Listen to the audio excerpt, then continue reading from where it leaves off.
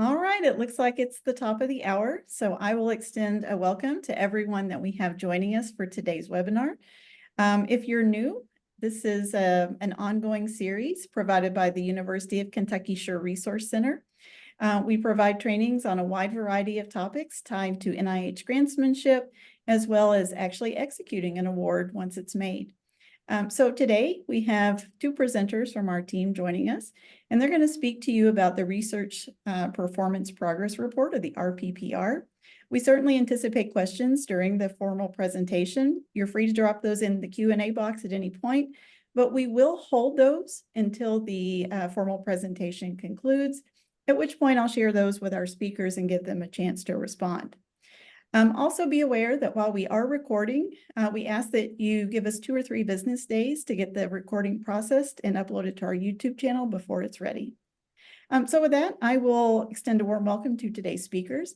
We have Tyler Justice, who's part of the 606 Development Group, and he's joined by Shore Resource Center Co-Director, Dr. Paul Murphy. So gentlemen, welcome. All right, thank you, Melissa. So welcome everyone. We're happy to have you all here. So we'll dive right into it. We're going to start with our learning objectives. Go to the next slide. Perfect. By the end of today's session, you will have an understanding of the following. You will learn the responsibilities of the PI as it relates to the RPPR report, learn the responsibilities of the institution as it relates to the RPPR report, learn common areas of noncompliance and how to avoid them, and learn which components of the RPPR require the most attention. So we're going to start with the basics of the RPPR. So we're going to start with what is the RPPR. This is the method used by recipients of NIH grants to report on their grant progress. And there are 3 types of reports that you will encounter throughout the life of the grant. First, we have the annual RPPR. This is used to describe the scientific progress of the grant, outline any changes that have occurred, and describe the plans for the upcoming budget period. Next, you have a final RPPR. This is used during the grant closeout process only to report on the outcomes of the completed grant. And then finally, you have an interim RPPR. This report is used when you're planning a renewal application. It is submitted in lieu of a final RPPR when you have a renewal application that is being submitted. In the event that the renewal is funded, the interim serves as the annual RPPR for the final year of the previous segment. And in the event the renewal is not funded, the interim RPPR will serve as the final RPPR. Next, we want to actually talk about a couple different distinctions of NIH awards, as it does affect the reporting a little bit. And this is SNAP versus non-SNAP. So SNAP refers to streamlined non-competing award process. These awards have automatic carry forward of any unobligated funds and do not require an annual budget submission, etc. It's just a little bit more of a streamlined process overall for the management of awards. Non-SNAP awards are a little bit different in that they require a budget and an FFR, or final financial report, at the closeout of each period, right? And then any carryover funds or unobligated balance, you have to formally request that carryover. And that includes a justification for why the funds were not spent and what you're going to do with the funds. So moving on, we're going to talk about responsibilities of the RPPR. So the RPPR is a joint effort between the PI and the institution, and it encompasses both the scientific and administrative areas of an awarded grant. The PI is ultimately responsible for the scientific or programmatic aspects of the report, covering the work that has been done, planned changes in scientific direction, personnel, and any products that have resulted from the research. The institution, on the other hand, is responsible for confirming all relevant institutional information, and this includes things such as the points of contact, assisting with the development of any updated other support documents, and reporting on those items, reporting on effort worked by grant personnel during the budget year, calculation of any unobligated balance or unspent funds from the previous budget year, and they will help you draft any required budgets as necessary based on application type. So that's where SNAP and non-SNAP comes into play. It's just one word of caution on that last one too. It is critical that the PIs and the institution communicate frequently and in advance throughout the process to ensure that everything is completed on time and accurately. That really can't be overstated, as this is a very collaborative in nature, so everyone wants to make sure we're kind of sticking to the same timeline. So with that, we're going to actually talk about how we submit an RPPR. So this is really the meat of the presentation, right? How do we actually do this report? So we're going to take a look at that. So the RPPR is accessed and submitted via ERA Commons. The report is initiated by the PI in the system and is due to be submitted approximately 45 days prior to the end of the budget period. Now, there are multiple ways to access the RPPR in Commons for PIs. So you can go through the status screen of ERA Commons and then go into your list of applications, select the grants you want to apply for. We'll kind of go through these in just a moment. The other method is the RPPR tab, which is another module within Commons. So we're actually going to show you what those kind of look like. And then for final RPPRs, you want to refer to the closeout module. That is only for final RPPRs, not your annuals. You won't even see that module until you're kind of closer to the end of an actual grant. So we're going to take a look at how you're going to get to these screens. So for status here on the left side of your screen, you're going to select status, and then you're going to see a list of applications pull up. So you can see that's kind of where you're at on your right side of your screen. So you're going to see, we have your sections kind of highlighted here. So you'll click on the actual RPPR button, and from that, you will then, next slide, please. You'll see your actual report will pop up, and you'll see kind of this initiate option here. So from the RPPR tab, this is a little bit more streamlined. You can just select the actual grant that you have and just click initiate. So that's going to be your kind of two main ways of getting into those.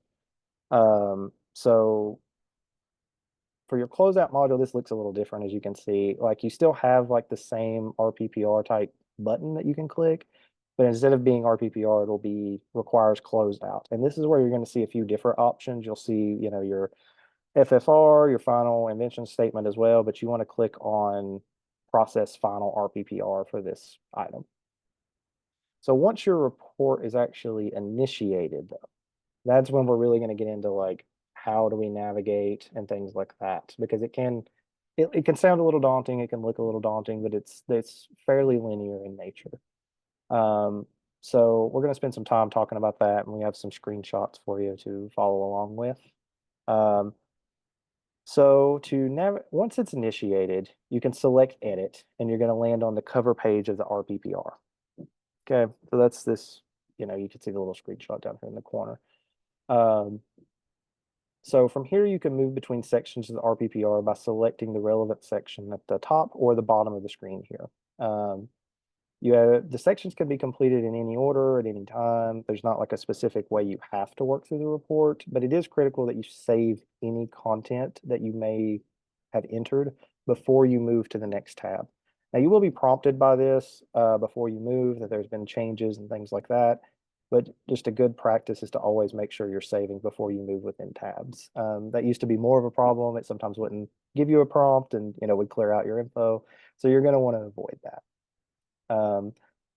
So in order to route your RPPR to your grant administrator, you're going to want to click the route option. So you can see that that's a little bit below edit, kind of towards the bottom. That's going to let you choose from a drop-down list of folks at your institution who have AOR access, meaning they are authorized to submit reports on behalf of the university or behalf of your institution or wherever that may be. So you're going to want to click whoever your identified administrator is there. So that way you can kind of, make sure that you're routing that to the appropriate person who can actually submit your report. Some institutions will have what's will delegate that kind of submission authority to their investigators. Some do not. So you're going to want to identify who your administrator is or who your business point of contact is for your university to determine how this should best route. And that could be the person who manages electronic research systems at your institution, if you have a department business officer or a fiscal officer, however your institution elects to manage the grants, that person who is in charge is going to know how this needs to go. And if not, you'll need to identify how it should go. So moving on, we're going to talk a little about the sections of the RPPR, really the meat of the report, so to speak. So we're going to begin with the cover page. In this section of the RPPR, a lot of this is auto-populated, but some of this you're going to have to make sure you have the PI information correct. You'll be able to choose your signing official, administrative official, and there'll be some other grant-related information for your project, such as the date, performance dates, things like that. So there are two real options here, or two real things that you have to make sure are entered correctly on this screen, and that is going to be your signing official, and that's kind of the same drop-down list as we kind of previously talked about with the routing screen. And then, you can also select your business official, which will give you the same list. Sometimes that can be the same person, sometimes that could be a different person. Now, in the case of a multiple PI award, which is not really a thing for our R16 applications, but in the event you have another application, it could be. If there's a proposed change in who's going to be listed as the contact PI, that is also covered on this page of the RPPR. So moving on, our next section is going to be the accomplishments. This section of the RPPR is where the actual progress of the grant is going to be outlined. You'll detail the progress made during the reporting period. You can begin by listing all the major goals of the research project as stated in the approved application. And generally, these will not change from reporting period to reporting period as they're tied to your specific aims. But in the event there is a change that's been approved by NIH, the changes should be outlined here. You want me to jump in here? Yeah, please. So this is really Paul's area of expertise. His favorite section, I think. So I'm going to let him kind of take it away. I don't know if I'd call it my favorite section. It's certainly the one that I spend the most time on. One of the things I always like to think about when putting these things together is what you're really trying to put in this accomplishments section. And really what you're trying to do is you're trying to communicate both what you've done in the previous period, what obstacles that you've encountered, how you've dealt with those, and then you want to convey what sort of things you're going to be doing in the future. And this is your chance to communicate officially with your program officer. So you want to use it to the best of your ability to convey both things that have caused you difficulties and things that are really interesting. You don't have a lot of space. You only have about 2 pages maximum here. So you want to be very concise and clear on how you're putting these things together. You want to report both your negative and your positive results. You don't want to just hit all the positive stuff. You want to say things that, I tried this, this didn't quite work. I went to one of the alternative approaches that I outlined in the grant, and this looks promising. And one of the really important things that you want to cover in here is you want to cover things that are a bit different.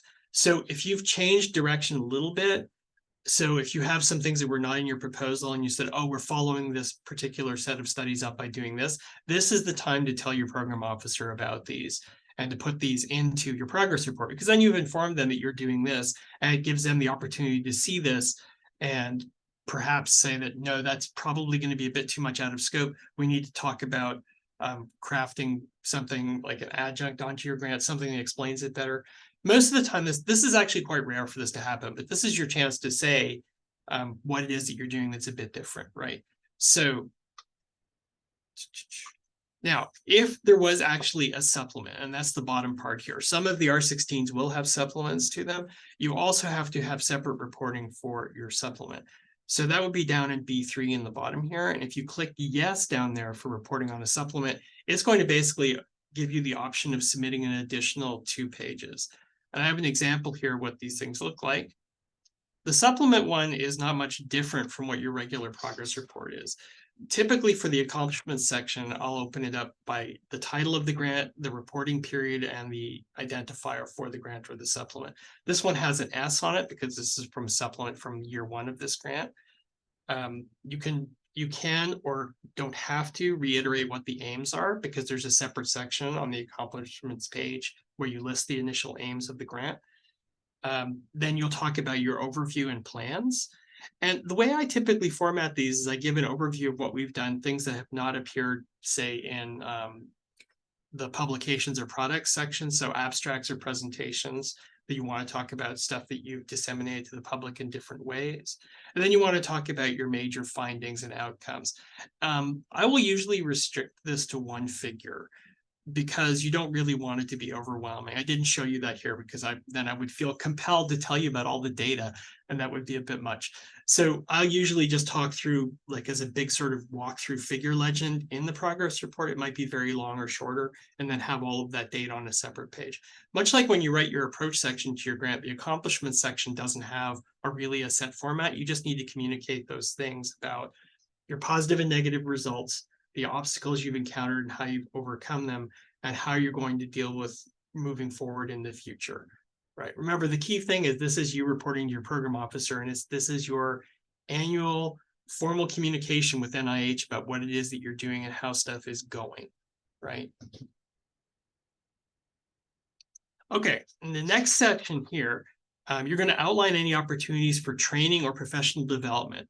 So this is actually a required part for the R16, and we'll come back to this a little bit later, but I'm going to give you a walk through these other sections first.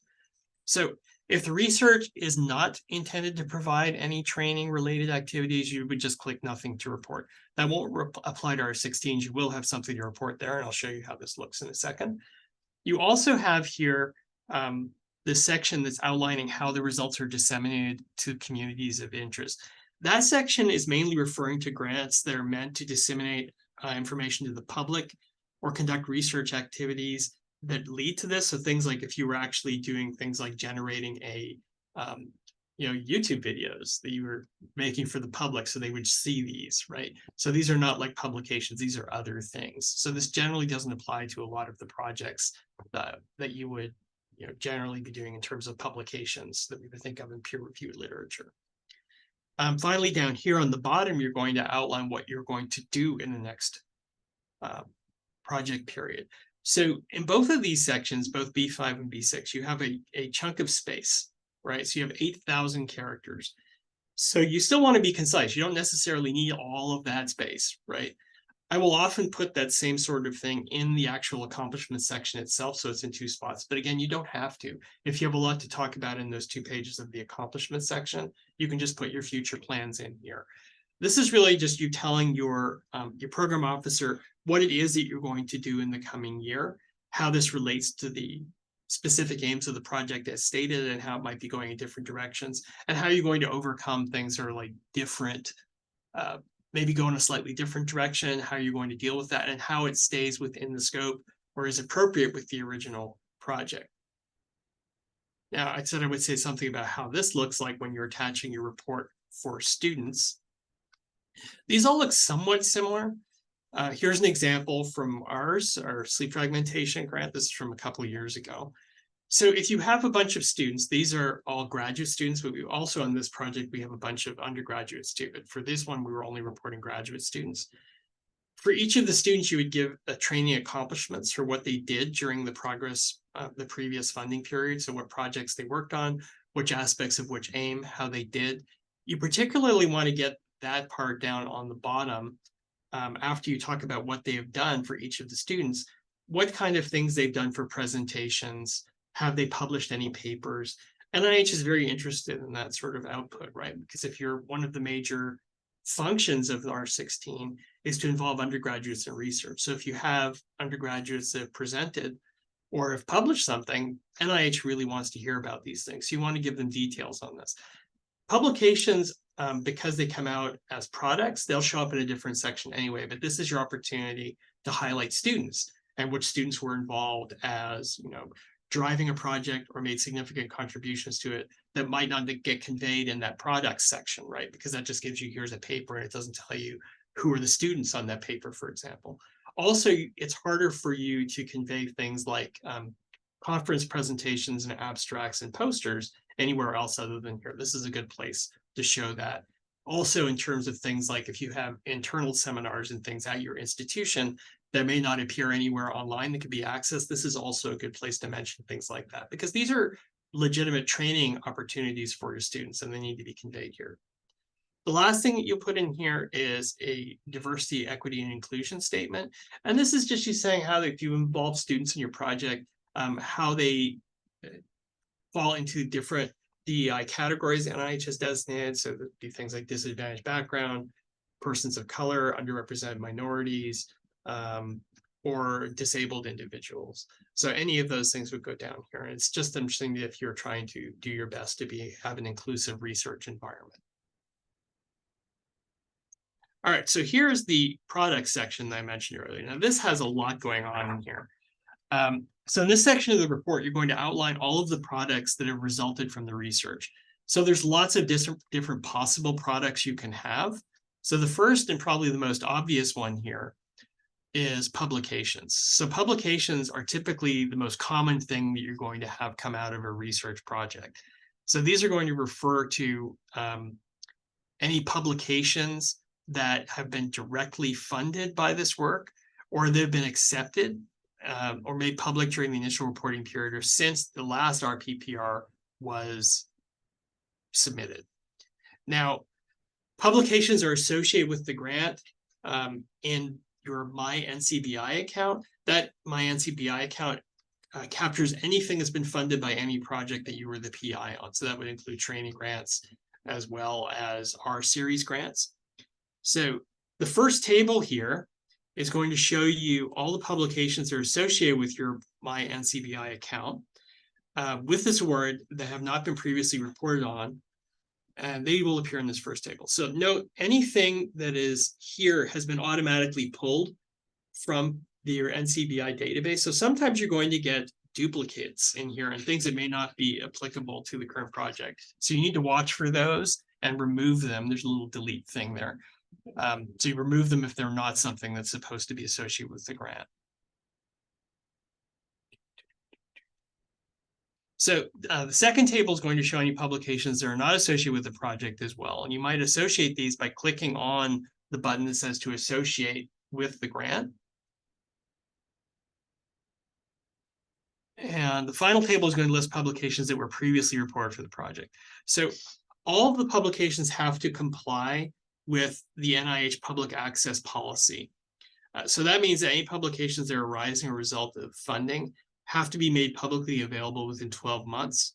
Now, if in the event that a publication is not compliant, what's going to happen is you can still submit the report, but you're going to then receive a notification that you're not compliant with the public access specifications. And then you're going to get this thing called a request for a PRAM module or a PRAM module request, which is going to ask you to submit an explanation of why this is. I have an example of this somewhere in here. I think I'm not sure if it stayed in the presentation or not, but I've had one of these in the past where we had a whole series of, due to a glitch in the system, it had duplicated the submission 4 or 5 times and it wouldn't let me remove them. So I had to submit it, and a bunch of them, these things were flagged as non-compliant, and I had to explain that there wasn't a real non-compliance, it was just a system glitch. And they thankfully got back to me within a couple of days, said, oh yeah, it's all good, that's fine. So sometimes these things are not a big deal. We try your best to stay compliant with these issues. When you do submit papers for publication, make sure that you read carefully what the individual journal's requirements are for what their public access policy is. So if it's open access, it's easy. But a lot of times I will choose journals that are not open access, so they're doing a 12-month embargo period. The reason why we do that is because sometimes it's not worth paying the fee for the open access immediately. Now, with the 12-month embargo, the thing that you have to watch for is keep an eye out for whether or not they will submit the manuscript for you or whether you have to upload it to PubMed yourself. Because that's actually a pretty easy way to be non-compliant if you thought they were going to put it in the repository for you and they don't. So check that and see what sort of policies they have. Sometimes it requires you digging around a little bit on the journal's website, but usually because everyone is aware of these issues with NIH and other funding agencies, it's usually flagged pretty clearly. You just have to go scrolling down through their policies to find it. All right, now for websites or other internet sites. So if any internet sites are disseminating the results of the project, you should include links to those sites along with a bit of a description about what it is. If it's not applicable for your project, so your project doesn't develop or maintain websites, just click nothing to report for that. Whoops, sorry. For technologies or techniques, again, if it's not applicable to your project, just click nothing to report. What you're identifying here are any technologies or techniques that you've developed as a result of the research activities. And you're going to describe here what they are and how you're going to be sharing them with other investigators. Under the inventions and patents or other licenses, you're going to select it if it was applicable. If not, it's not. What you're going to do is you're going to indicate any patents or patents pending that have been derived as a consequence of this particular award. Now, note that the reporting of inventions or patents is something that's handled in a different system via Edison. So reporting here is mandatory, though. Keep that in mind. If you do have any patents that are derived from your project, you do have to report them. And that's something you do need to run through with your institution because you have to be compliant with your institutional policies on intellectual property as well. So you shouldn't be doing that entirely on your own. There will be people at your institution that will help you handle this. Now, the last part here, C5, other products and resource sharing. You're going to identify other things that you developed that are not covered in other sections. So this is rare, but it does happen. So it could be, for example, you developed a reagent or something like that that you're sharing with other investigators, or a model organism or something like that. But this is the place you would sort of report things like that if you needed to. All right, this is your participants section. So there's a bit going on here. What you have to do is you're going to be outlining the people that have worked on the report, any planned changes since the previous reporting period, any changes in effort, especially effort reduction, which I just got a non-compliance for, but which was an error and not my fault. So we're currently in the midst of fixing that. Now, you have to have an entry for the PI as a minimum, even if less than 1 month was worked. That's required. You're going to provide the name and effort of all of the key personnel and round it up to the nearest 1/10. For the investigators and graduate students, any postdocs working on the project, a Commons ID is required. So they have to have an ERA Commons ID in order to have them entered on the personnel report, or the participant report.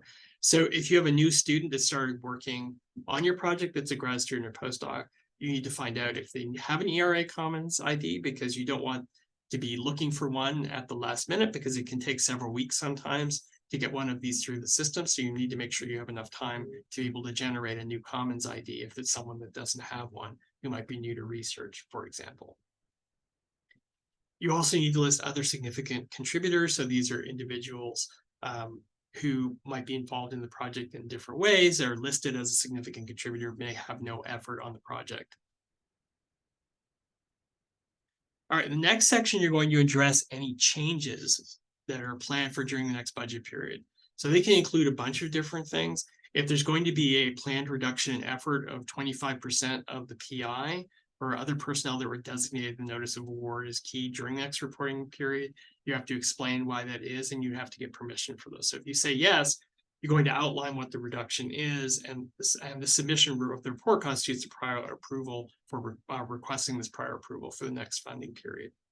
So if there have been additional consecutive reductions of less than 25%, but in total they equal or exceed 25%, you have to note this and ask for approval here as well. So if you're going to be new people added to the grant, so these are new senior or key personnel that you're going to be adding to the project during the next budget period, you're going to upload a biosketch and other support file for those individuals so NIH can approve them or not. If there have been any changes to other support for other personnel or yourself during the last reporting period, you have to update the other support. There are several mechanisms for this, and it will depend on your institution what sort of procedure they use for other support. Usually it has to be done in conjunction with your institution, that they have to verify that the support is accurate before you upload it. If there are any new significant contributors, so these are people that are, again, not necessarily drawing effort off of the grant or dollars off of it, you have to add these people on here now too. And they'll additionally require things like a bio sketch as well. Now, and finally, and this probably won't apply to you, it might now or in the future, in the case of an MPI award, you're going to include a description of any changes that have taken place or are planned in the next reporting period. So whether you're, for example, one of the MPIs is going to switch to a lesser role or withdraw from the project or anything like that. These are things that you need to explain to NIH so they're not surprised by them in the future. Okay, this next section is impact. And this is where it's used to describe the ways in which the project has had an impact during the reporting period. So E1 and E3, these ones here are often not applicable. What you're doing is, a lot of these things are applicable to small business grants like SBIRs and STTRs, and are not going to be applicable for R16s. We can talk about that in Q&A at the end if anyone wants to discuss those. E2, you're going to be describing ways the project has made or will make an impact on physical, institutional, or information resources. So these are things that include facilities, labs, the establishment of organizations or electronic resources and things like that. A lot of times you won't actually have anything to report in here, but this is the place to put them. In E4, there's also the section where you would report funds being spent in a foreign country, which should not apply to you because R16s are restricted for domestic expenditures. So this should be nothing to report for you. Now, note also, because this question comes up a lot, this is only referring to foreign subawards and foreign components, not travel. So if you travel to another country for a conference, for example, that expenditure is still coming off your grant in your home institution. It's not a foreign expenditure.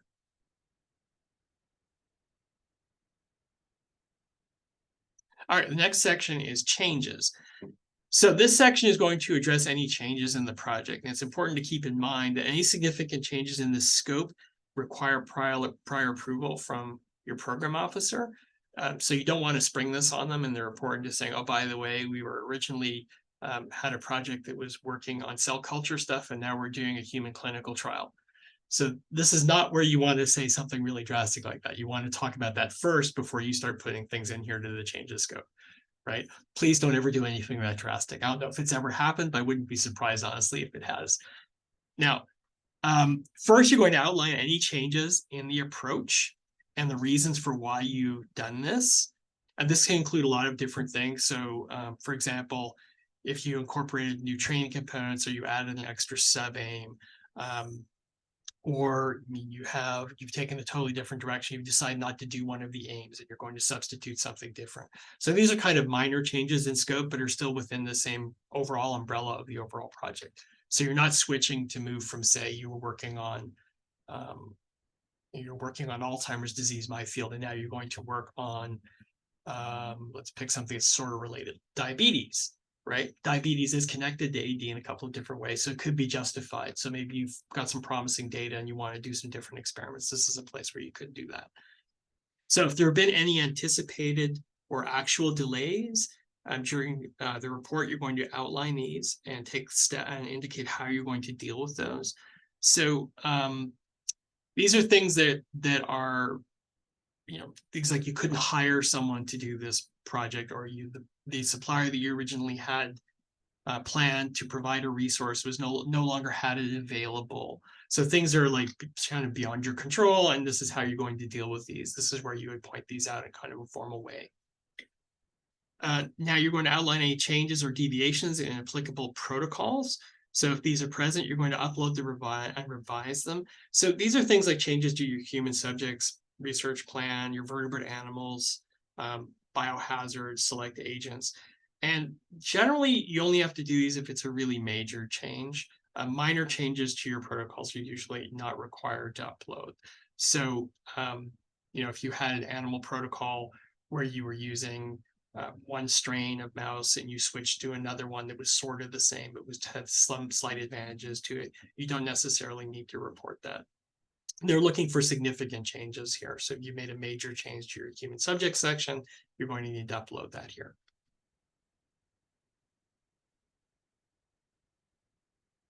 All right, the next section is special reporting requirements, and there's a bunch of stuff in here, so be patient while we go through it, because this is stuff that I almost never use, so I have to go through this slowly.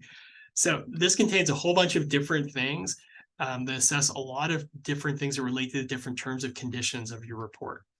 So the most important part here is the unobligated balance. This is probably the only thing that I've ever had to deal with somewhat regularly.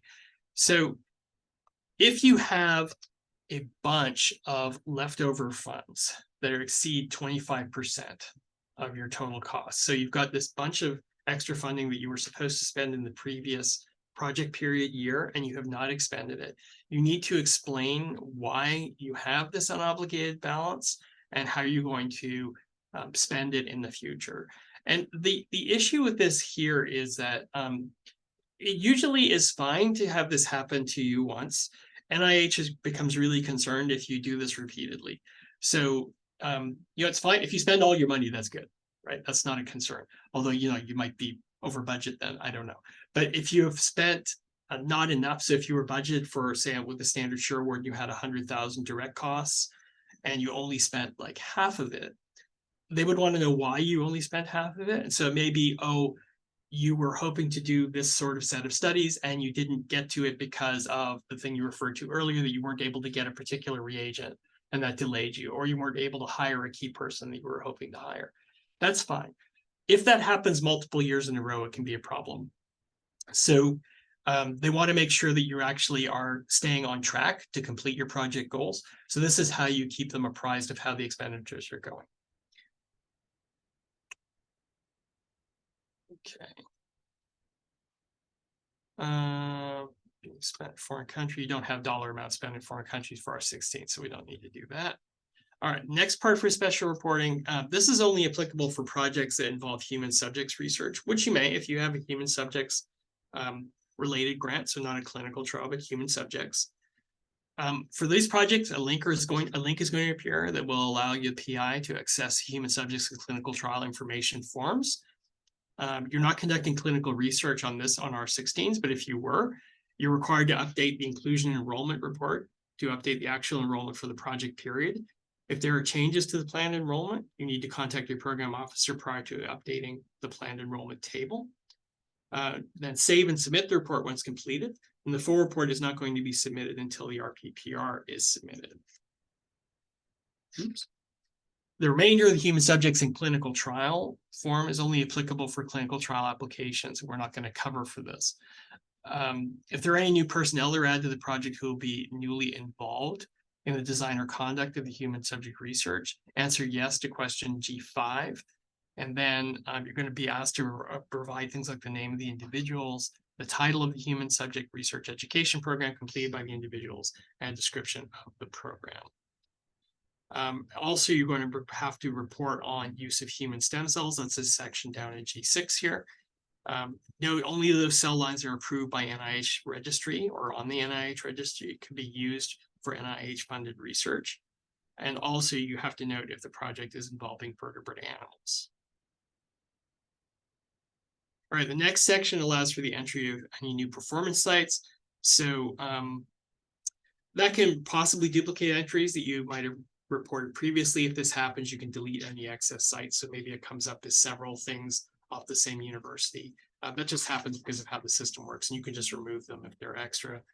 If the event there are any foreign components to the project, which is not applicable for our 16s, but is for other grants, they're reported in section G9. You'll have to report those, what activities have taken place. And remember, this doesn't involve foreign travel, just foreign expenditures. So this would be like, I also have a secret lab in this foreign country. That's something that you should not have. But I mean, this is where you would report it if you were going to be honest, right? All right, this one, in the event there is an unobligated balance, this is where you're going to put in that explanation. So if you have to do that, remember what I said earlier, it has to be greater than 25%, and you have to note that here. But in order to determine that, you don't just do it kind of back of the envelope yourself. You have to do that in conjunction with your institution. So you have to figure out how much you've spent as a percentage and how much the estimated unobligated balance or the carryover is going to be. And then you have to explain why this has happened and how you're going to spend it in the future. Now, the last little part here is just on things for how you're going to, for things like if you have a grant that generates program income, which will probably not apply in most cases. We can talk about that at the end if anyone has any questions for it. Oh, one quick thing here. Unobligated balance as well does refer to total costs, not just direct costs. So that is direct and indirect. So 25% of your total grant funding, regardless of your IDCs. I think I went through that too fast though. Yeah, that's the total amount. Usually they track well with each other, but not always. So you do have to pay attention to it. Okay.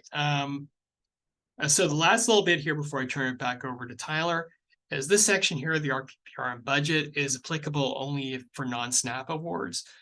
So for most things, this will not apply, but these are for ones where you have to provide a budget for the next period.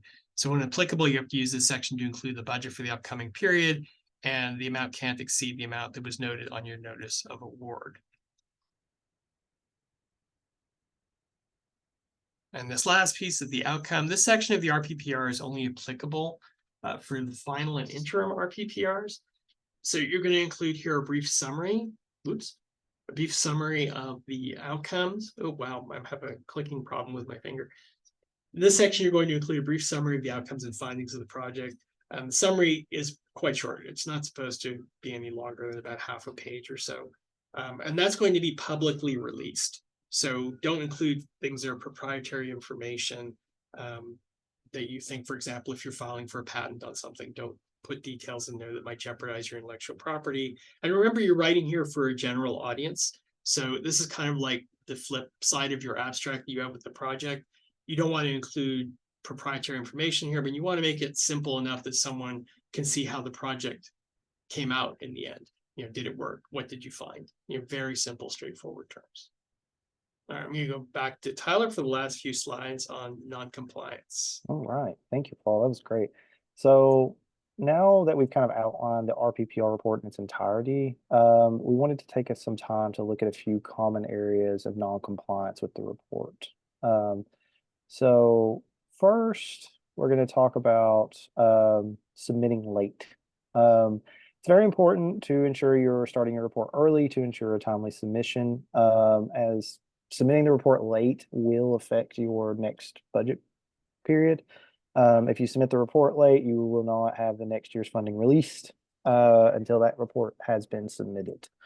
So that can mess up your timeline, it can mess up a lot of stuff, and it can even have broader impacts for your institution at large if it is super late. So just avoid that, make sure you communicate with your administrators early, so you understand each institution can have a little different process for this, as we kind of talked about earlier. Some folks, some institutions develop a formal routing process for these, and they have to be submitted X business days before they're due. Some folks, just want to look at it before it goes. So really just make sure you're communicating with your administrators to find out what you need to do to avoid this. The next one is, we kind of touched on this earlier, but I wanted to touch on it a little bit more in detail, is the lack of commons IDs for grad students or postdocs. So not only do they have to have a commons ID, they have to fill out at a minimum their personal profile section of within their profile. So, it's not enough just to have the ID and not have that completed, because it will still pull an error and you will be unable to submit your report until that is remedied. That is for any student who has worked at least a full month during the reporting period and has since left the lab, right? So if they have any grad student or postdoc that has worked at least one full month on the project must be reported on. So a good practice to avoid these kind of delays or issues is, before you have a student start working on a project, get them an ID set up and make sure they've completed their profile. That'll help avoid these kind of last minute, issues or things like that. I kind of joke, in my career once, I actually had to meet a former grad student at the campus library to get him to fill out a Commons ID for a report due that day. He just happened to be there returning some stuff. So just try to avoid that, try to do them as early as you can. It'll really make it less stressful for you. Next, Paul kind of touched on this, and that is non-compliant publications. And we do have that example still, Paul. It's coming up after this. So you guys can kind of see what that's going to look like in the event you do have a non-compliant publication, because it does happen sometimes and sometimes it's no fault of the investigators or anything like that. It can be a variety of factors that cause this. So until that publication is in compliant, you cannot get the next year's funding release. So it is important. And then finally, another common area is a repeated budget periods with large unobligated balances. And that's balances greater than 25% for the budget period. The habitual unobligated balances that are beyond that can cause NIH to take some action. Sometimes that can mean a mid-year no-cost extension, meaning that they don't issue the next year's funding. They extend your project period without funds for a period of time to make sure that's spent down. They could even reduce the budget if it was, egregious. That's uncommon, but it can happen. So you want to make sure that you're utilizing your funds as outlined. Working with your administrators, if there's an issue with charges going through or things like that being done in a timely manner, you want to make sure you communicate that with your business folks so you can kind of work that out. In the event that NIH does take some action, it could involve just like a spending plan where you have to outline how you're going to spend that balance down very detailed, or it could be, like I said, one of those more severe action items. So just try to avoid those if you can. Next slide. So Paul, here is the PRAM module here, if you want to talk a little bit about it. Yeah, this is very simple. When you have something where if you have to report a non-compliant, things like a non-compliant publication, what will happen is in your menu for where your RPPRs are, if you look in your status menu and go down to your different grant lines, a little button will appear for PRAM, and it'll just ask you to upload an explanation for the non-compliance. And you just attach a report for it. And sometimes it can be very simple, like this one, which just indicated that this publication was flagged as non-compliant, was actually a compliant publication that just duplicated several times in the system, and it wouldn't let me remove it. So when I clicked on it, basically it would delete all the other related ones that were identical to it. So my choice was to either not have it there and have it be non-compliant, or have it there and be non-compliant. So there was no escape. So I just had to explain it like this. And this was actually quite fast. They approved this in a couple of days. They recognized it as a glitch, and it was fine. And within like a month or so, PubMed had actually cleaned it up fine, and CBI had fixed it. It just, at the time of the submission, just because of unfortunate timing, the error was in the system like this, and I couldn't do anything about it. Thank you. So moving on, we want to talk about some specific R16 specific information. So the report at large is not materially different for an R16, but there are a couple of items to keep in mind. In addition, I know we've hit on that, but like foreign components are not allowed for R16, so make sure you don't, you should mark those as not applicable, assuming they're not grayed out. They usually aren't, so you'll have to put NA. You want to be detailed in your responses, but not necessarily overdo it. As Paul said, your accomplishments page, you need to try to limit that to 2 pages. You want to be specific in what you're doing. You don't want to just provide a few sentences. You do want to actually give an overview of where the project is, both good and bad. That's really important. I will say before we go on to the next item here is that for a long time, I mean, and I hear this all the time too, it's still common, a joke that they just stick this in a filing cabinet and no one looks at them. Don't ever assume that, right? They do read them. I mean, maybe they just look through it. So maybe sometimes they just say, oh yeah, they're fine. Like, oh, this is kind of cool, this is nice. And then they make a note of it, but sometimes they might read them extremely carefully. So you can't assume that it's just going to be a pro forma thing, but take it seriously. That cannot be overstated. You never know. You never know. The section on student involvement is required for these RPPRs, right? So you need to make sure that you're identifying publications co-authored by the students, report on your students' educational career outcomes, etc. Make sure, again, kind of like we talked about above, be detailed, but not overdo it at the same time. Paul, do you have anything you want to add on that one?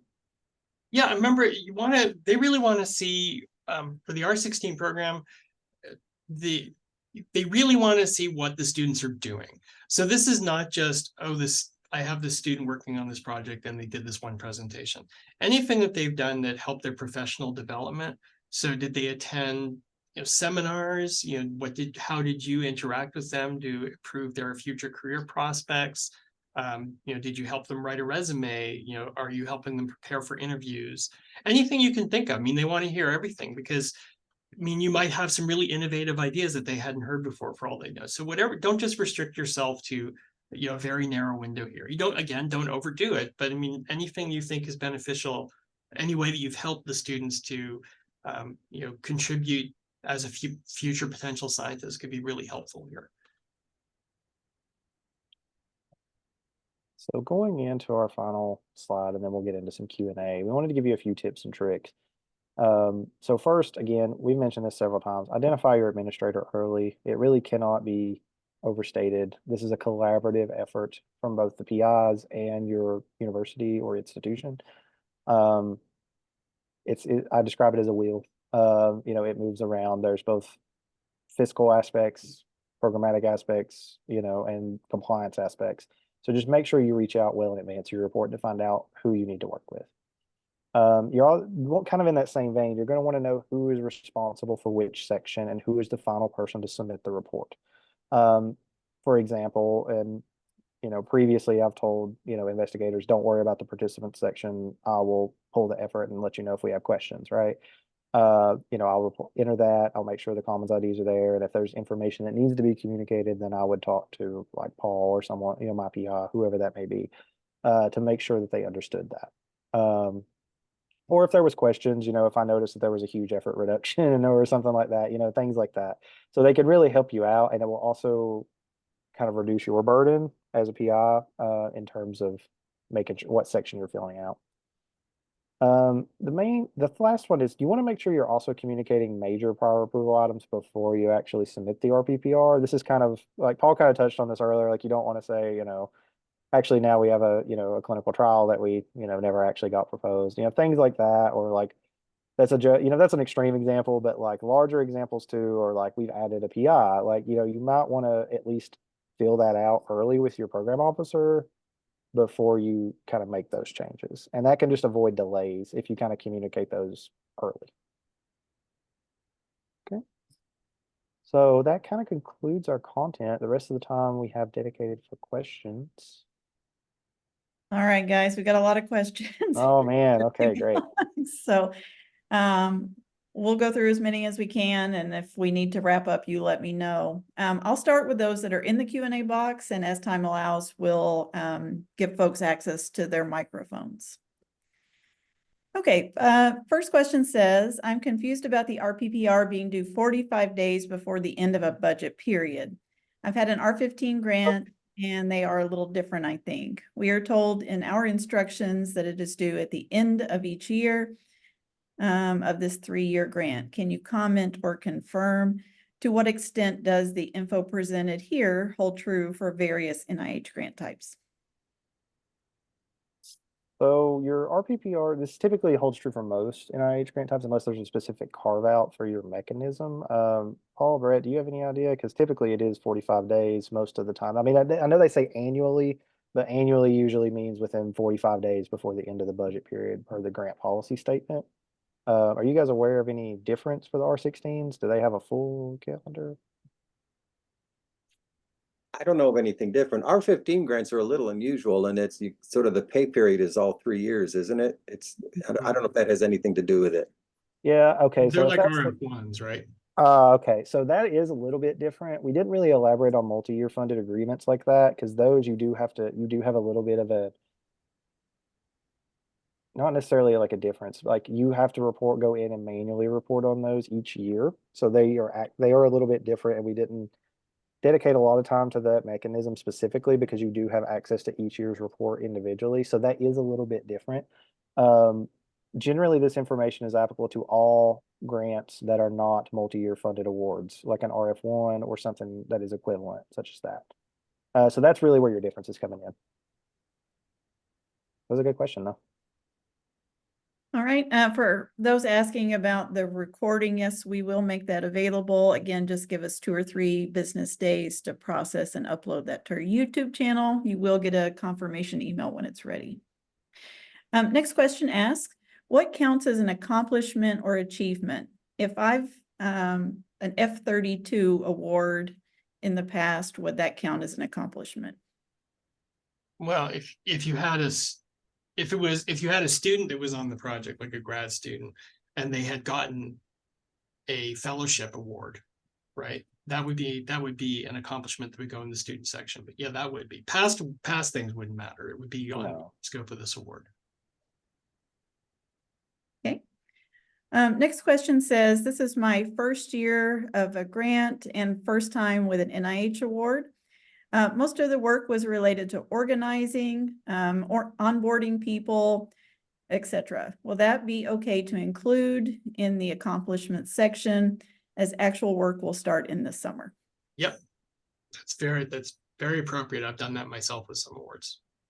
And I would just clarify too, like that's still work, right? You know what I mean? So don't feel like just because you haven't actually started experiments or things like that, that you have not done work on the grant. You're getting your infrastructure in place to actually do what you proposed. And that is a necessary part of pretty much any grant. I mean, one of our projects, we spent half of the first year just building instrumentation, and it wasn't very exciting. You know, I could show a picture of stuff, you know. Okay, next question says, for supplements, do you include all submitted or only awarded supplements? That would be only awarded supplements. So they don't, you know, unless it gets funded, you don't really have to include that information. That's kind of a pending grant. It's not actually active. But in the event you do get one funded, that is where you would include it. Yes. Okay. Next question asks if it's okay to include figures in your accomplishments attachment. Yep. All right, next question. My R16 research was featured on the university front page and talked about the significance of the project and student recruitment. Is this something that can be considered to go into section B5?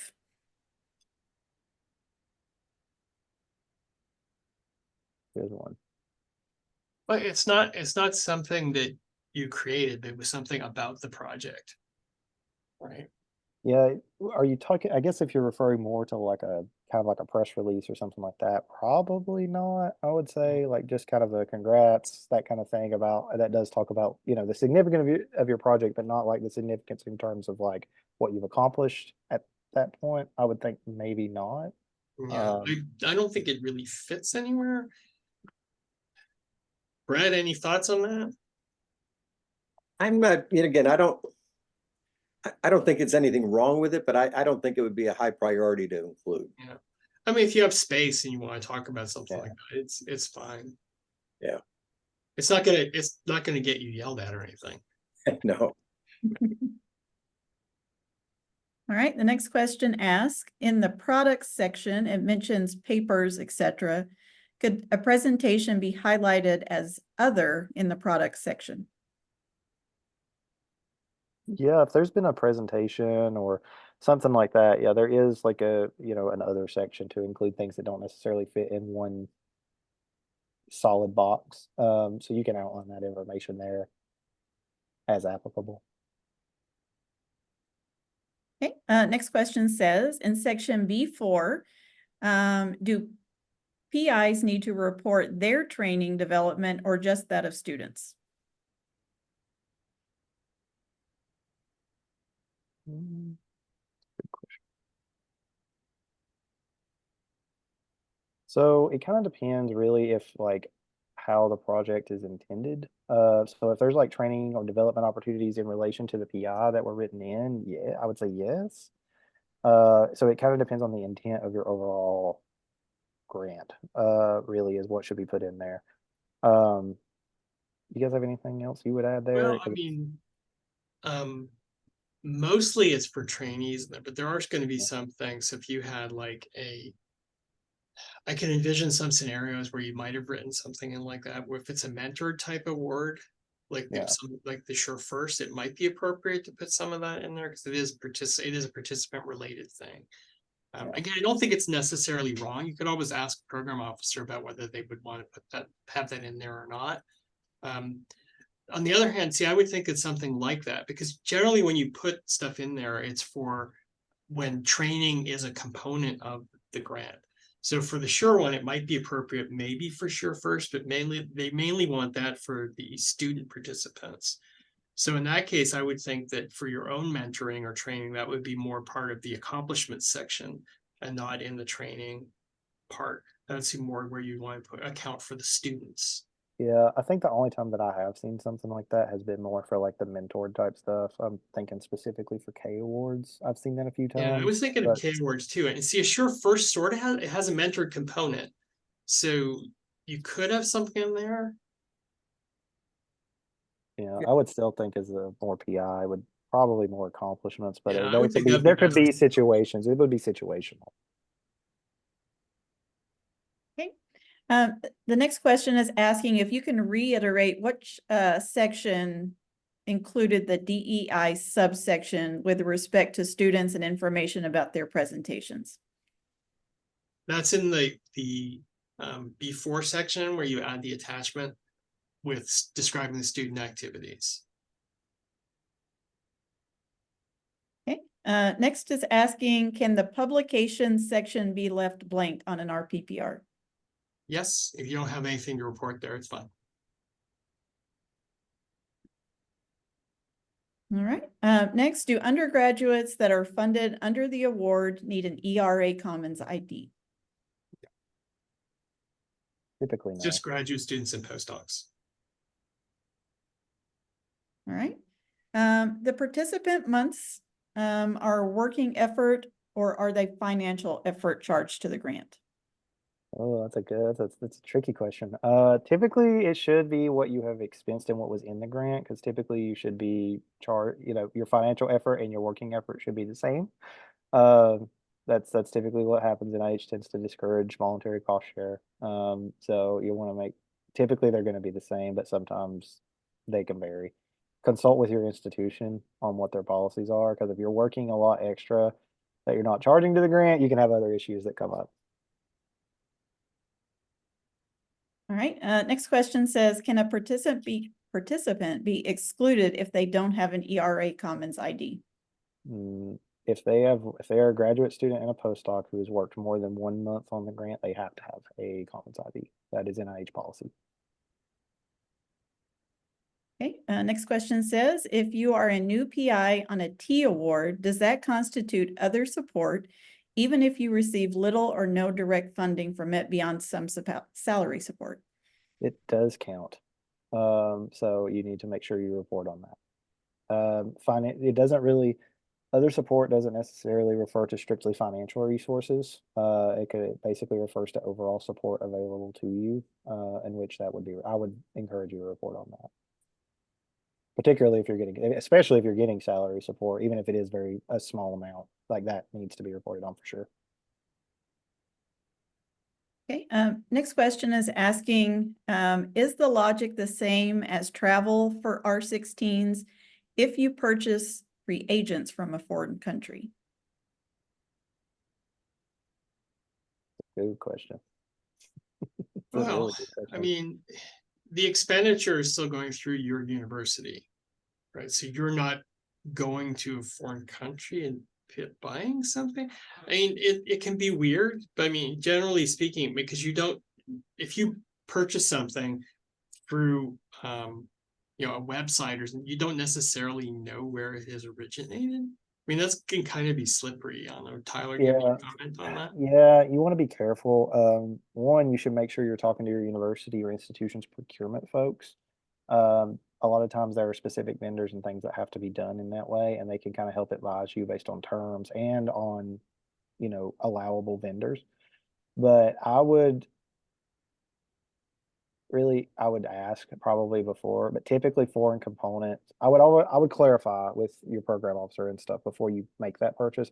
Typically foreign component prohibitions refer to like significant foreign components. So like your you have a subaward or a site in a foreign country or things like that. It's typically there's carve outs from things like foreign travel and a purchase from a reputable vendor for materials to do things. So you want to stay away from like foreign consultants, you want to stay away from like foreign subawards, things like that are strictly prohibited. The rest of this kind of thing you want to clarify before you do, kind of thing. Because this is kind of a nuanced situation. It's a very good question though. Yeah, I mean, I think a lot of it comes down to what it is. Yeah. Right? Unfortunately, which is not a really good answer, but I mean, if Yeah. it was you bought something that was not available in America for a few $100s, I don't think anyone would worry Yeah, about. but But if you see, that's spent, where you get into procurement issues though, because yeah, then see, it depending, can become complicated, right? And if it's certainly if it's a very large expense, it would be worrisome. I mean, so again, you need to deal with that on your institutional side. yeah. Okay, next question is asking if you can confirm that the amount of the unobligated balance includes both the directs and indirects. Yes, Yes, it does. total costs. Next question says for RPPRs on non-SNAP awards, must you also submit a budget and justification for any sub-awards? Yes. Yes, you should.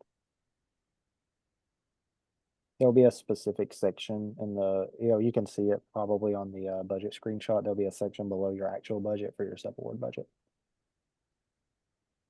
Okay, next question says, if a student has worked less than 160 hours on the project, will they still need to have a Commons ID and profile? Typically no, because I believe 160 is what NIH defines as a person month. Yeah. Yeah, so no, if they work less than 160 total, then typically no, you don't have to report on them. Okay, next question says, if you have high school or middle school participants in your study, would they require an ERA Commons ID? Typically no. It's typically for graduate students and postdocs, and also it typically depends on what you mean by participants too. So if they're getting, are they actually working on the grant, things like that. Like if they're working on the grant and worked more than a month, you'll need to at least include them, but you can call them, undergraduates, high school Yeah, so students. they would they would essentially be paid participants and not, they're not key personnel. Yes. So you would include effort, but they don't have to have a Commons ID. All right, next question is 3 parts, so I'll break them up. First part says, mentoring students, and the example given is when a student registers for a research credit class with me, it gives me teaching credit at my institution. Mentoring students is also one of the project goals for a Sure First project. Can these efforts be counted as effort towards the grant, or should they be considered as effort toward teaching? That's a good question. It really depends on what the overall purpose is. Like you can have like unintended purposes for multiple activities, right? But the primary purpose to count it should be the benefit of the grant, right? That's typically what drives everything is the benefit to the project, more than like benefit specifically to the institution or things like that. That's not to say there can't be some benefit, but you want to, if you include activities, you need to do it with like the lens of this is how it's beneficial to the grant. You guys have anything to add there? That's a pretty good summary. Yeah, I agree. All right, second part to this question says, what are the expectations for these reports in terms of accomplishments and publications?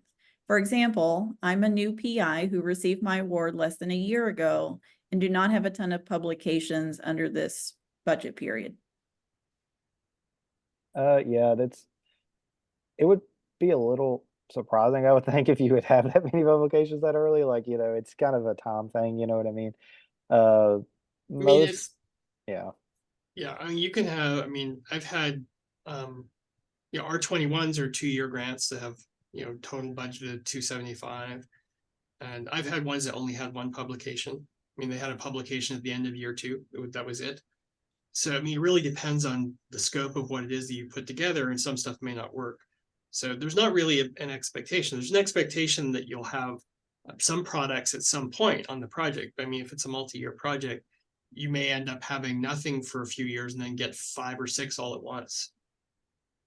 Yeah, and also I think it's important, this is not like a peer-reviewed document. I think it's important, you want to be honest with your program officers about what you've accomplished, what stumbling blocks you've had along the way. And so I think you just have to be forthright, and they can then help you in some ways as well. So I think you have to be honest about what you've done and let them know. All right, and then the final part of this question asks if you can clarify whether R16 mechanisms, both sure and sure first, are under SNAP privileges or not. I'm pretty sure they are SNAP. Typically your non-SNAP awards are going to be things like P grants, U grants, things like that, larger, more, think cooperative agreements or larger, more complex grants that have substantial NIH involvement. That's typically, guys, do you have any idea for sure? I'm like nearly certain, but I'm not like 100, but I'm almost certain that they're SNAP. Yeah, I would agree with you based on the reasons that you gave, but I actually haven't seen one firsthand myself. Well, I will tell you how to check this. On your notice of award from NIH, if you scroll down around the 3rd page, there should be some terms and conditions, and you should see something that notes this award is subject to streamlined non-competing application process. That is how you will know for certain. I am 95% sure it's. Yeah, that's where I'm at. I was like 95 to 98. I was like, but what if, so double check your notice of award. And if you need some help with that, let us know. We'll kind of help talk you through what it would. Okay, next question is asking how early you can start your RPPR. That's a great question. boy. So there's not, all right. So there is such a thing as too early. I'll put it that way. You can start working on it whenever, really, as long as it, typically it becomes available a few months before the end of the period. But I would caution you to stick to kind of like some of the scientific aspects, just because particularly your unobligated balance and effort is fluid throughout the year. So particularly unobligated balance, like you could go a month not spending much, but then you have a lot of really expensive purchases planned for a particular month. Well, depending on when you have them pull a report to see what your balance is, that number can be drastically different, right? So yeah, it's kind of, you can obviously start early, but I would say if you started around 45 days before it's due, which is usually, a little bit before that, think about a month before it's due. That's usually plenty of time to get that done if you dedicate some time to it. Okay, You guys have great questions. Yep. Next question is asking if it's important to list non-direct publications in your RPPR. So they don't go in the product section, but in the accomplishment stuff, you can mention related publications that were not funded by this particular project if you think they're important.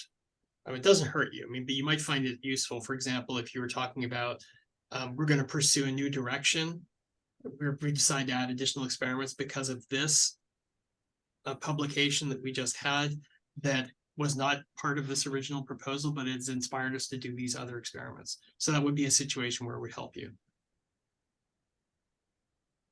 Okay, I'll toss this next question out. It may not be something we can easily answer over Zoom, but this person is asking if you can explain the process for calculating an unobligated balance. Ooh, that's a good question. That's my wheelhouse for sure. The short answer is amount spent divided by amount awarded. The more, that's where your end number should be less than 25%. The more complicated question it goes into projections. So as we talked about, the reports typically do about 45 days before the end of the budget period in most cases. That's where you get into a thing called burn rate. So you kind of calculate what your monthly expenditures are, and you use that to generate a projection as of the last day of the budget period. So just because you have, I'm going to say you have 30, you start, I don't know, a couple months before you're due, and you have a 40% obligated balance. Well, within that next couple months before your budget period ends, do you have large planned expenditures? Do you have this kind of thing? So that's where you get into the nuance of the situation to project out. Right. I was gonna say, you do have a little bit of wiggle room there, because I mean, it's you're reporting an anticipated unobligated balance, right? So Yes. if you calculated based on the best of your ability in your institution, based on your burn rate and the percentage that you were gonna have 24.5%, it ended up being 25.1. I mean, I don't think Yeah. you're not gonna get in trouble. No, that's almost never going to be an issue. Where this comes in, and I see this a lot more often than I probably should, is when you have like 35, 40% unobligated balance, like someone's going to want to know why. You know, if it's right on the line, that's a small issue. You know what I mean? So that's about the best I can give you right now without getting into more how to structure projections and things like that, which is a little bit more involved of conversation. But that was a great one. All right. Next question says, regarding the policy to report effort changes of 25% or more, does this only apply to PIs listed on the notice of award, or does it apply to all co-Is, collaborators, etc.? Ooh, that is an excellent question, and it typically only applies to PIs named in the award. In most cases, unless there's like a significant component marked. Sometimes you may get a question on it. It is possible, but typically, if you clarify that they were not named in the notice of award, you meet the intent of the policy. That was a really good question. You guys That are is asking a good great question. ones. I know. All right. Next question says, I am in the first year of a Sure First grant. I was awarded the grant in August of 23. The project is an EEG data analysis project. The proposal received suggestions from reviewers. One reviewer suggested that I collect data from additional male participants to have equal male-female participant data for analysis. I decided to follow through with this recommendation, and I'm currently collecting those data points. The project is not a clinical trial. Do I simply explain the data collection from adult men and the reason that I decided to follow through with this suggestion? So if you have a reviewer suggestion, I mean, once the award is funded, it's up to you what you want to do with that. If you want to follow up on it or ignore it. But if you did something and you wanted to report on the outcome, that's totally fine. You can say, I tried this because it was a suggestion of a reviewer and this is the outcome of it.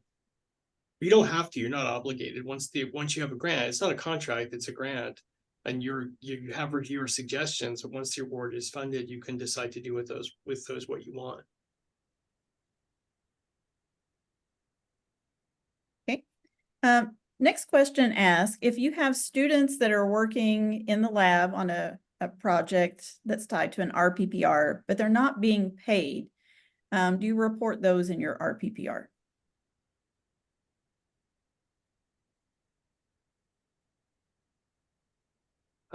I don't see why you would have to.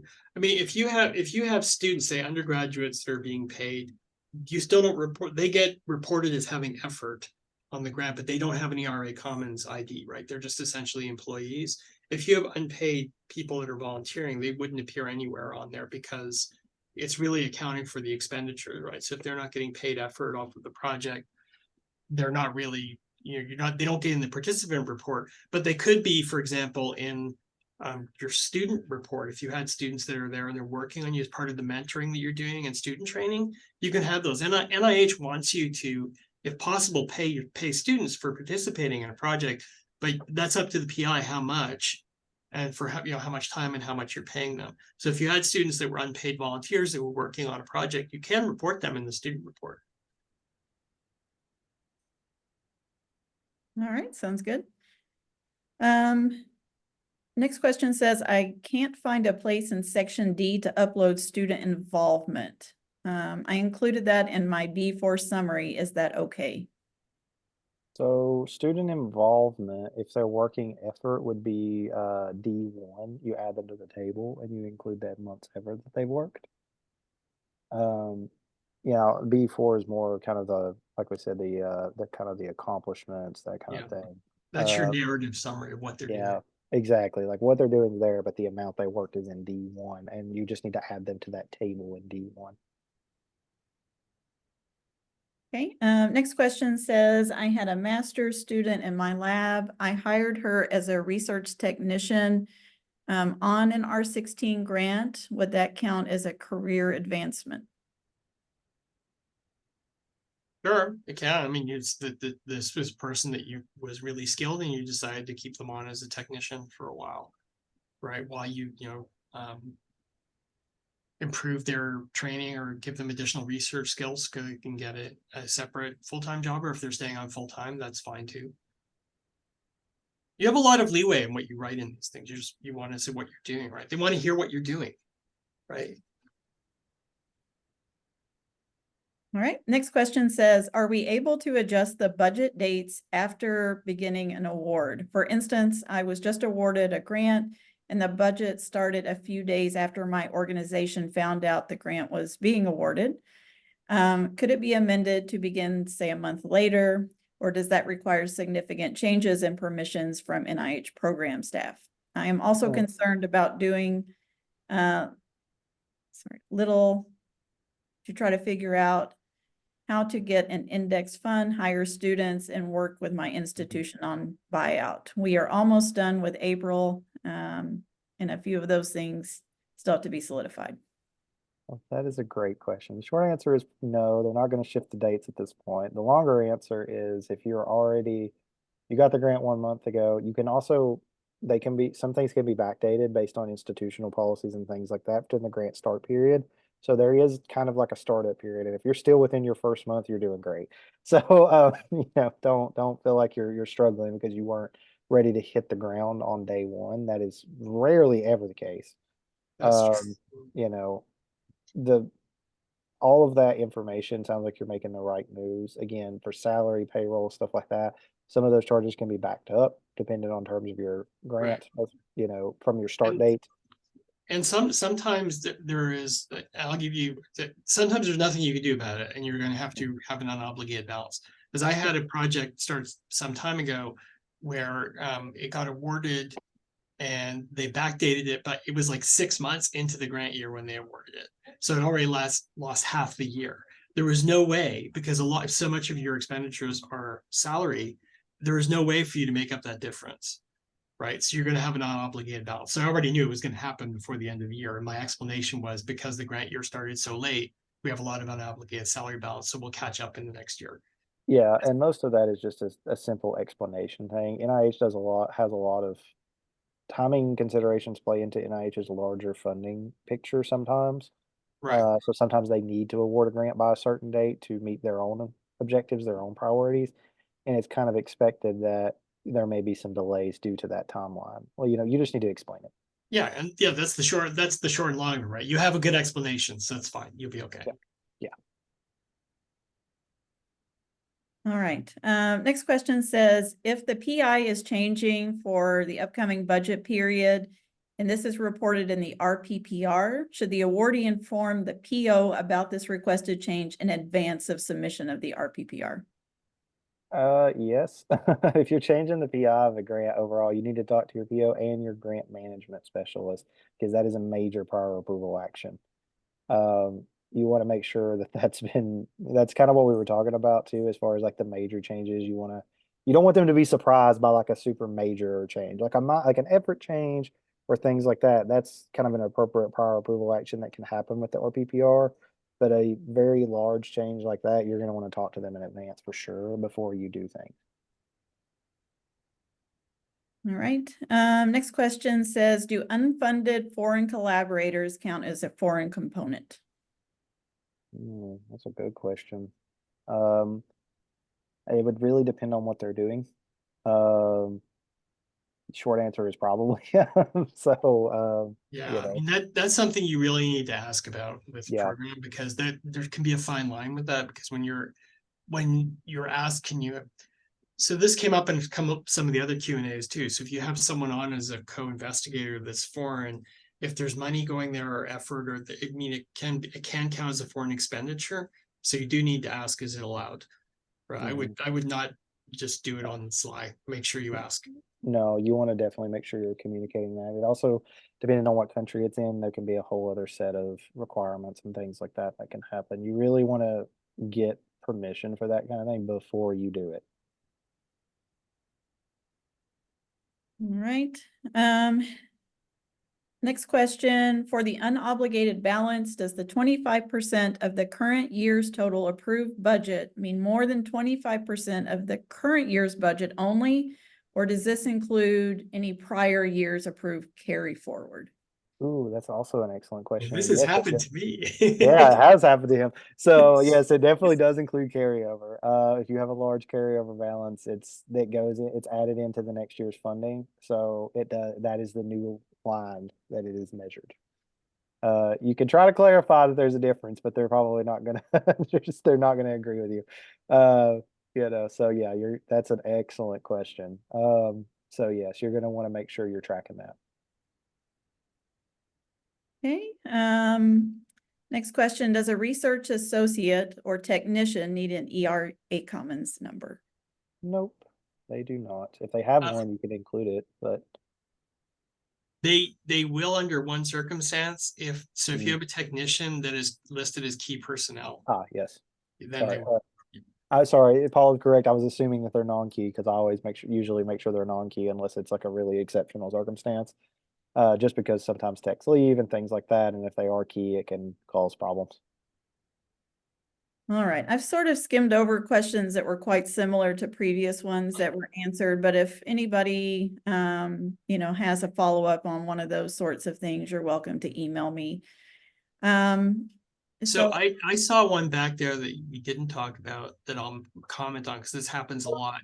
So if you're waiting for an approval for your just in time, so if you have a pending IRB or IACUC approval, that comes down to how your institution handles this. You're not allowed to spend the money if you don't have the approval. So if you had a project that was a human subjects project, you can't spend any money on that project until you have the approval. Now, NIH can let your institution have it and just set up an account, or not set up the account until it gets approved or not. And it depends on the institutional policies, because our institution has changed our policies a couple of times on that. Generally speaking, you're kind of, you really need that approval before you get the award, right? But there are situations where the award can be issued and you don't spend the money, but they're rare. So you need to figure out what the conditions are at your institution, how they handle that. I have seen some circumstances where they will allow spending on non-IRB That's related right. activities or That's things. happened too. That's why it can be complicated. Yeah, so you're gonna really want to watch that though.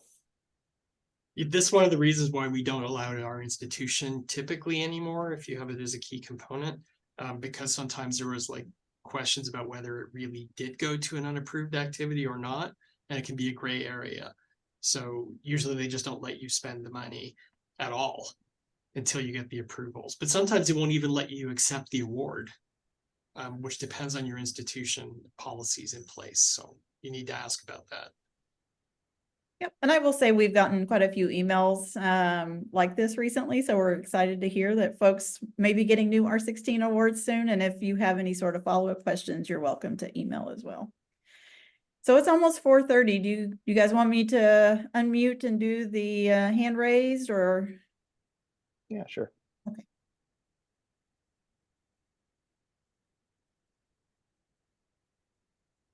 So I apologize if I mess up some of these names. Sneha, you should have access to your microphone now. If you'll just unmute yourself, you can ask your question.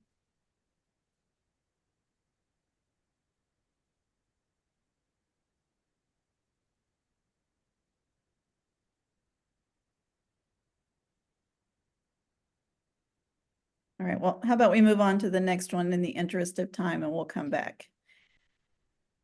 All right, Manish, you should be able to unmute and ask your question. Yes, now I see that. Hey. Hey, good to see you again. Yeah, good. So my camera might not be working here, but I was trying to, I think it looks like a new and modified platform, but in the lieu of time, if I have a publication, but it's like partially supported, like a publication which I have used a little bit of money from on the R16, should I still report it? Yes. Definitely. Yeah, there are plenty of instances where people might have a project that ended up getting supported from several sources. And I have a couple of students who are working on the R16, but they are mostly supported by the work study, but they're Hispanic minority students. I support them by the direct wage sometimes for their training and development. They have gone to AACR, they are MS students, they go to conferences, they present posters. So is that going to be in the budget section because they're not being supported by money, or in the training and development of the students? It'd be in training and development if they're not supported. Thank Right? you. They're still training, they're still working on the project, but you're not giving them financial support, but they're still working on project goals. Right? So you should still talk about their achievements in that section on students. Thank you.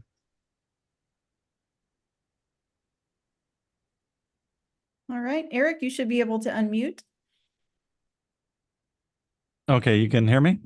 Yes. I guess you, by the way, I did you answer my other, I literally left for like 90 seconds and I had the question in the chat that might have been where I mentioned about what section included about the DEI and Oh, we the did. We oh, did. literally, of That- course, yeah. of course. So can you repeat that again? And then I We- do Yeah, we can.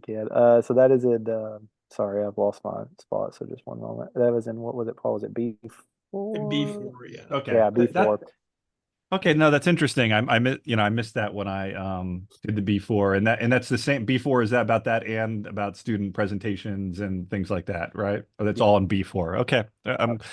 I guess people have kind of, even the last question kind of hinted on this. One thing I really didn't anticipate before getting the grant is about having students work on the project who I'm not paying because I got the grant. Right. So maybe my budget was for 2 students and I am supporting those 2 students.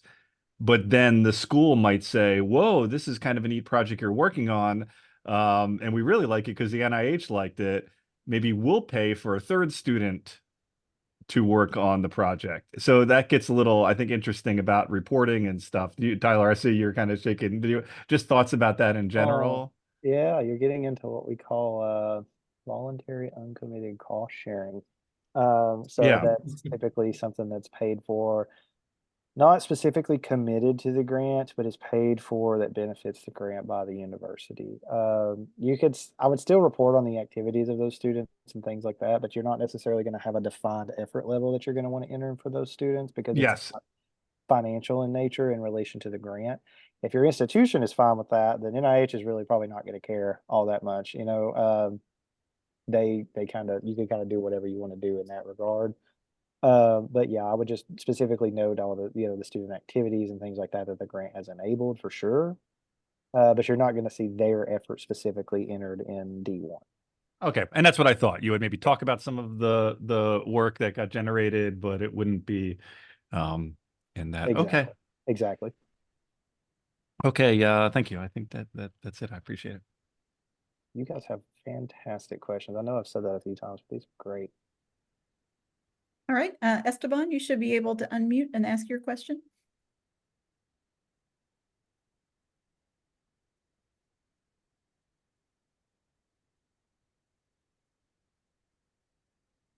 All right, we'll move on to the next person. And oh, there we go. I think I see your microphone. So it was not working. So You're good. can you hear me? Yes. Yep. So in my project was a copy I mean, it's a colleague from biology department, and she was contributing, of course, a lot, and she has also some funding for summer salary. So she should be added, of course, in the part of the how you call it, personal support, and also all her team, or how it should be her team taken in consideration. Yeah, so that depends on if you want to add them as key personnel or not. You can add additional personnel who are non-key as required, as needed by the grant, right? But if they're going to meet that key personnel definition, then you would need to say yes. You know, have there been new key personnel added? You'll provide a bio, you'll provide another support document, and you'll probably get a question or two on what they're going to do, that kind of thing. Okay, thank you. I wouldn't add a new key personnel unless you have a really good reason. Yeah, you're going to want to maybe at least mention it to your PO too, is the other thing. to at least let them know why you're doing that. And that is if they're key. Now, if they're doing something that you're just paying them to do, like some summer salary to do experiments or whatever, that doesn't necessarily more transactional in nature versus like they're responsible for scientific direction of your project, then that's like a little bit of a different line. All right. Ali Reza, apologies again if I'm mispronouncing the names. You should be able to unmute. Hello, do you hear me? Yes. Yeah, hello. Sorry, I have this question regarding can non-paid student be reported in D1 section? So we need just to the D1 section to be clear, add just the paid student or also in D1 section, non-paid students can be added because I have three students, one is paid and the other one, they are in the process and they will be paid in the future, but they still started to work as a volunteer and collaborated in the research. So I need to add them in the D1 section or just to accomplishment or just to report of the students? So it kind of, like I said, if they've worked and they're a defined volunteer that is committing hours, you could possibly add them. Typically, I see that more in accomplishments more than in actual participants. But if they're doing or carrying out a lot of work on the project, it could possibly be appropriate. That's kind of a circumstance. Guys, do you handle that in a specific way? Well, I mean, you don't have to pay students. Yeah. Right. I mean, NIH encourages you to do so, but you do not have to. So because you have a student accomplishment requirement for R16s, I mean, I would report all the students that were working on project goals and what they did and what they've accomplished, right? Even if they were unpaid, Yep. right? So unpaid can be added in D1, what individual have I worked wouldn't on go the in project. D1, so they're not a participant because they weren't drawing effort off of it. You would talk about them in the section of student accomplishments. Yeah, you'll Okay. just outline that they're unpaid students that are doing X, Y, and Z for the grant, that kind of thing. So I add in the both, so just Yeah, in the accomplishments, yes, typically. in the accomplishment, Yes, not in D1. typically no, not in Okay. D1. Sorry, I may have been unclear on that. So I apologize if I was. So yes, typically like that's just for people who are drawing actual effort from the grant. Okay, so just who was paid and who was exactly charged on because I have 3 students in the grant, but so far I recruited 1 and the other 2's I'm trying to recruit, but they started to work as a volunteer before getting the project. So that was my concern if I can add in them in the D1 section or no, because so far they didn't receive any budget from the grant, but they worked on the project. Yeah, I mean, that's fine. It's a good rationale. You have people work and volunteer in the lab before you start paying them to see if they'll work out. I mean, that's relatively common. Okay, so I'm adding in the accomplishment, but not in D1 section. Thank you. All right. And then we got one more. So Emmanuel, you should be able to unmute now.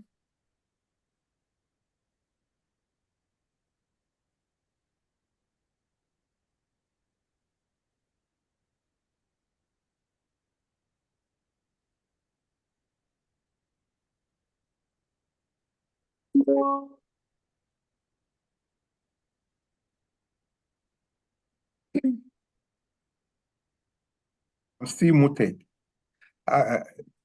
We can hear you. I want you to help me to clarify the difference between final and interim report. It was mentioned during the discussion, but I didn't get it clearly. I'm sorry, sorry. it cut out a little bit. With the difference between interim versus final report was Yes. Okay, perfect. So your interim report is only available and should only be submitted when you specifically are submitting a renewal application, which, forgive me, guys, can R16s, are they eligible for renewal? They are? Okay, so perfect. So if you have an R16 and you're planning to submit a renewal application, you need to make sure you submit an interim RPPR report in your last year. In the event your renewal is accepted, the interim will become the annual report for the last year. In the event your renewal is declined, that becomes your final RPPR. Is there any time frame when I can submit it? Is it during the normal submission period? Same submission period, yes. Okay. Thank you very much. All right, my pleasure. Can I ask a quick question here? Sure. Sure. So can you renew? Because this is the sure first. I know that there's a sure award also. Sure, Yeah. first is not renewable. Right, Yeah. right. So can you, so when you apply for the sure award, not the first, so do you have to file the interim report or it's a new sure award? That would be new. Okay. All right. All right, guys. Well, thanks for hanging in there for lots of good Q&A. We really That's appreciate good, lots of good questions. Yeah, Yeah. that's great. good participation by everyone. Again, if you want to go back and watch the recording, do give us just a few days to get the video processed and uploaded, but we'll send you an email confirmation when it's ready. I will say that it looks a lot worse than it really is. They're really not that hard. Thank you so much. for You're your time. welcome. Thanks all. Thank you, everyone.